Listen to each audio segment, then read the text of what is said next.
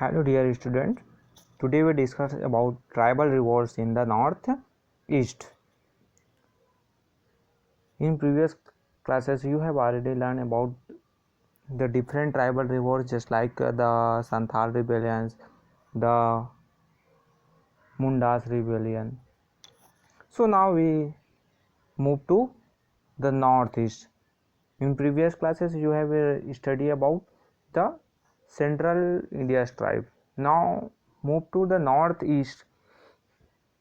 Last year you have learned of the tribal society of the northeast and of the powerful Ahom kingdom, which grew out of this society. The Ahoms ruled over Assam for almost 600 years from 1228 till the advent of the British in 1826.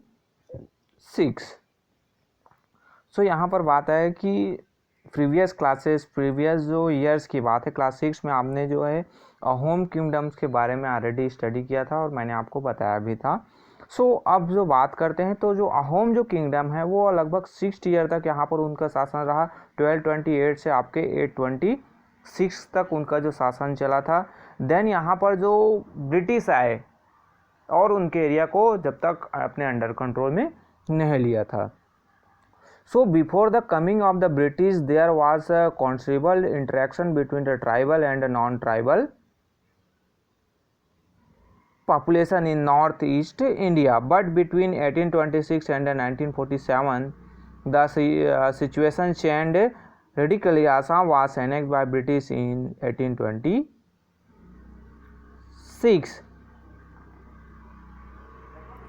Means यहाँ पर जो बात किया गया है कि जो पहले जो नॉर्थ ईस्ट के एरिया हैं वहाँ पर जनरली जो ट्राइबल्स पीपल्स हैं और जो नॉन ट्राइबल्स हैं उनके बीच उतना ज़्यादा इंटरेक्शन नहीं होता था. यानी दोनों जो है आपस में उनका जो कल्चर है वो उनकी जो संस्कृति है उनका जो रहन सहन है तो वो डिफरेंट था. इस कारण से जो ट्राइबल पीपल्स हैं और जो नॉन ट्राइबल्स हैं उनके बीच आपस में उतना ज़्यादा इंटरेक्शन नहीं होता था. बट 1826 के बाद जैसे ब्रिटिश ने इसको अपने अंडर कंट्रोल में लेने लगा, जो नॉन ट्राइबल पीपल्स हैं या जो आउटसाइडर्स है उनका जो इंटरफेयर है ये जो नॉर्थ ईस्ट एशिया में जो रहने वाले जो ट्राइबल पीपल्स हैं उन पर ज़्यादा होने लगा.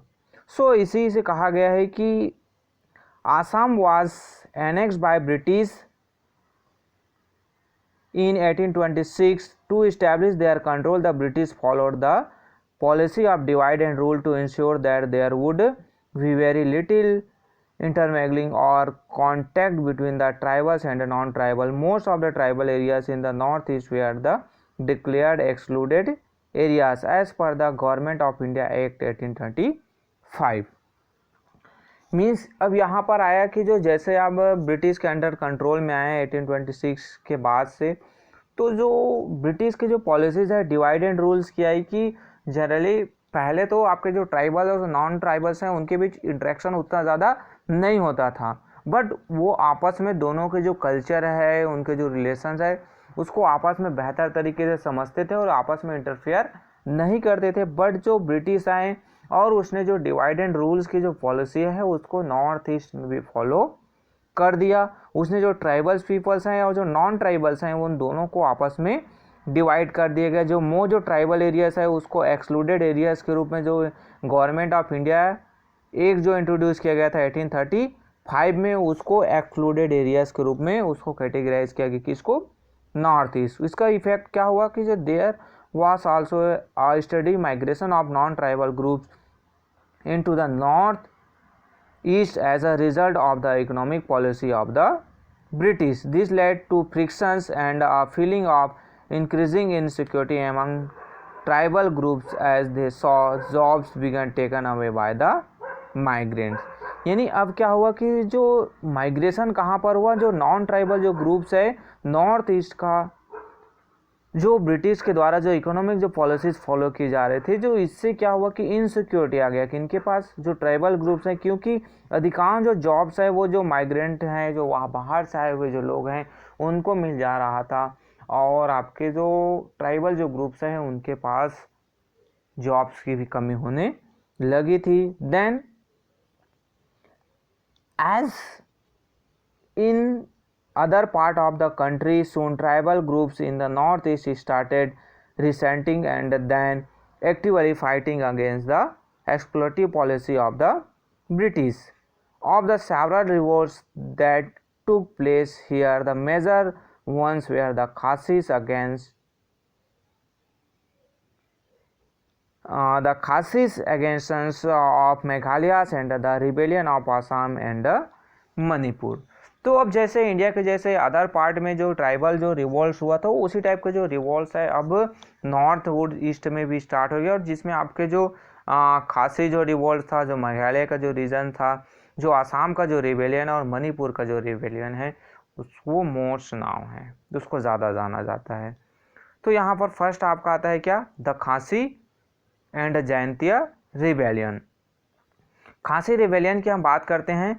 सो first the Khasis and the Jaintias were powerful tribes who occupied the hilly tracts between the Garo and the Jaintia hills in present day मेघालयास.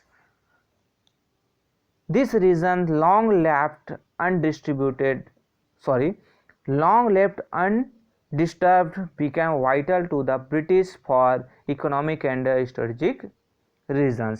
यानी आपके जो खासी और जो जैंतिया जो हिल है जो खासी और जैंतिया जो ट्राइबल्स हैं, जो ट्राइबल कम्युनिटी के जो लोग हैं वो जनरली गारो और जो जैंतिया हिल्स है जो मेघालय हैं वहाँ पर बिलोंग करते थे.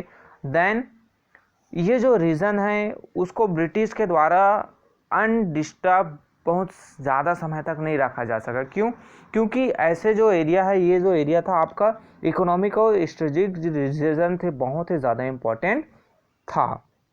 The British had acquired territories in Burma as a result of the first Burmese war 1824-1826. To reach by land they needed to build a road connecting Sylhet in the Brahmaputra Valley with Arakan in Burma. तो 1824-26 में जैसे ही जो British ने जो Burma का कुछ area है उसको अपने कब्जे में ले लिया, तो उनको जो है वहाँ पर जाने के लिए क्या रोड बनाना था. कहाँ से? सिलहट से लेकर ब्रह्मपुत्र वैली में जो सिलहट है वहाँ से लेकर अरकान है जो बर्मा में, वहाँ के तक उनको रोड्स बनाना था. So this road would pass through land belonging to the Khasis. After initially agreeing to the British request, the Khasis soon understood the underlying British desire to conquer all the hill territories lying between the Brahmaputra and the Surma river valleys. When the Khasis asked the British to leave, they refused. Means यहाँ पर बात है कि जो सलहट जो है और आपका अरकान है वहाँ पर रोड्स बनाने के लिए जैसे जो आपके खासीस से रिक्वेस्ट किया गया, किसके लिए? ये रोड्स बनाने के लिए ब्रिटिश के द्वारा. तो खासीस ने उसको जनरली रोड बनाना है करके आने जाने के लिए परमिशन अलाउ कर दिया. बाद में जो है खासीस को रियलाइज़ हुआ कि ब्रिटिश जो है इसको उसका मकसद सिर्फ रोड बनाना नहीं है, उनका मकसद है कि ये जो पूरा एरिया है उसको कंक्वायर करना, ये जो हिल है, हिल टेरिटरीज है उसको पूरा अपने कब्जे में लेना है. सो बाद में खासीस ने ब्रिटिश को जगह को छोड़कर जाने के लिए कहा तो उसने रिफ्यूज़ कर दिया, यानी सीधा सीधा उसने मना कर दिया. देन यहाँ पर नेक्स्ट आता है कि having establish control over the Jaintias and the Garo hills, the British now impose several taxes on the Adivasis. अब यहाँ पर क्या हुआ कि जो जैसे ही आपके जैंतिया जो हिल है और गारो हिल्स है उसको ब्रिटिश के द्वारा अंदर कंट्रोल में ले लिया गया, और वहाँ पर जो बहुत सारे जो डिफरेंट जो टैक्सेस है वो आदिवासी वहाँ के जो ट्राइबल हैं खासीस और आपके जैंतिया जो ट्राइबल्स हैं उन पर ये लोग क्या लगाने लगे? टैक्स. बहुत ज़्यादा अमाउंट में टैक्स, डिफरेंट जो टैक्स है वो इम्पोज कर दिए. So angry at having to pay tax on their own land, the Jaintias rose in फेरीज रिबेलियंस अगेंस्ट फेरीज rebellion under the leadership of U Kiang Nongbah in 1862. They were finally defeated by the superior might of the British and Nongbong was hanged in public means अब जो अपने खुद के जो their own lands यानी अपने खुद के जो ज़मीन है जहाँ पर आदिवासी रह थे उनको जो उनका खुद का ज़मीन है वहाँ पर टैक्स देना पे करना पड़ रहा है। तो उससे वो बहुत ज़्यादा क्रोधित हो एंग्री हो गए और उसने जो रिवेलियन कर दिया जिसके जो लीडर थे वो यू किंग नांगबोंग जो थे उनको उसने 1862 में जो विद्रोह किया था। फिर बाद में उसको पकड़ लिया गया, डिफेट हो गया, वो लोग हार गए क्योंकि जो ब्रिटिश की जो आर्मी थी उनके सामने वो कुछ नहीं थे। उनके पास मॉडर्न वेपन्स थे बट जो ट्राइबल हैं उनके पास उतने ज़्यादा ताकतवर हथियार नहीं थे। फिर बाद में जो नांगबोंग हो उसको पब्लिकली हैंग कर दिया गया, उसको फांसी पर चढ़ा दिया गया।